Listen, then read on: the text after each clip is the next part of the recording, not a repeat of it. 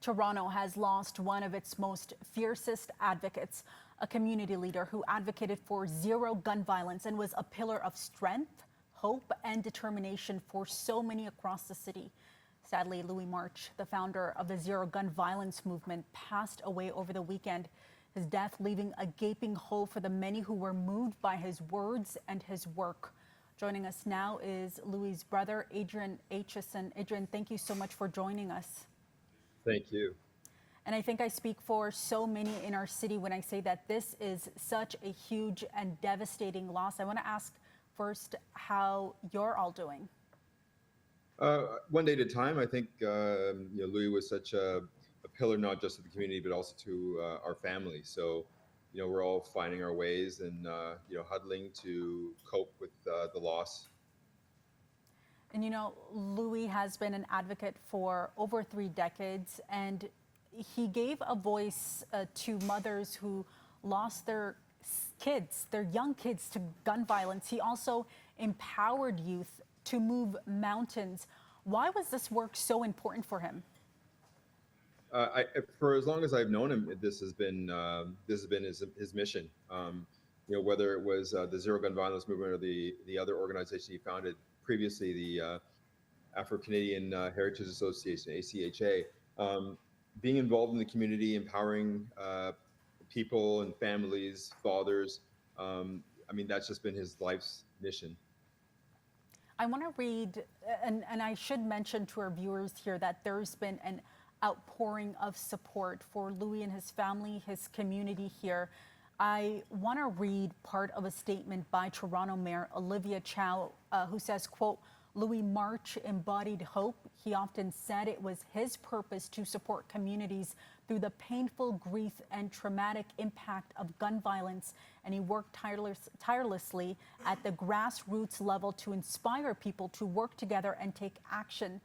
Adrian, why do you think Louis' work resonated with so many people? He garnered the attention of politicians from federal to provincial as well as municipal here, but communities too were on board with his vision for peace.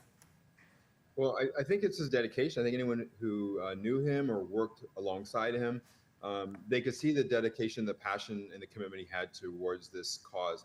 I remember when we were talking about when he was founding the organization, and he asked me about the name, and I said, "Whoa, that's a pretty lofty name. Do you really want to set that sort of goal implicitly in your name?" And he said that it was important to have audacious goals.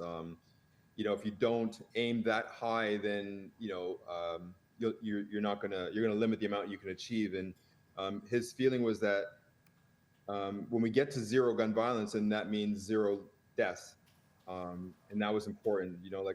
Every time someone died, it affected him, and I knew that he made it a point to support the people who and the families who lost their family members to gun violence.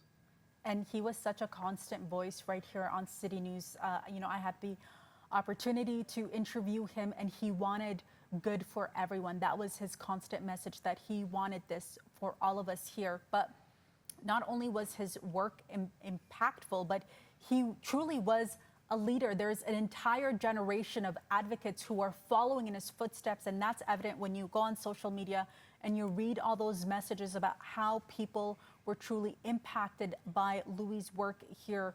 What's his legacy? Yeah, I think that's really what it is. I think he was a pioneer in a new generation or a revolution of community work and community service.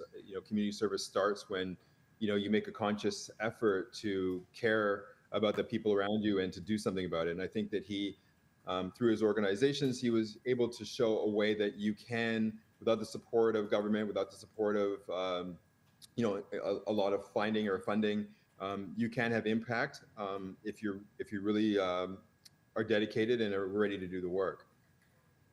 It shows you how much power one person has. And for Louis, that means making sure that everybody gets this message and is empowered. We've seen his impact right here on City News. Adrian, we want to thank you so much for taking the time to speak with us, and we send our condolences to you and Louis' family. Thank you. We appreciate that. Thank you.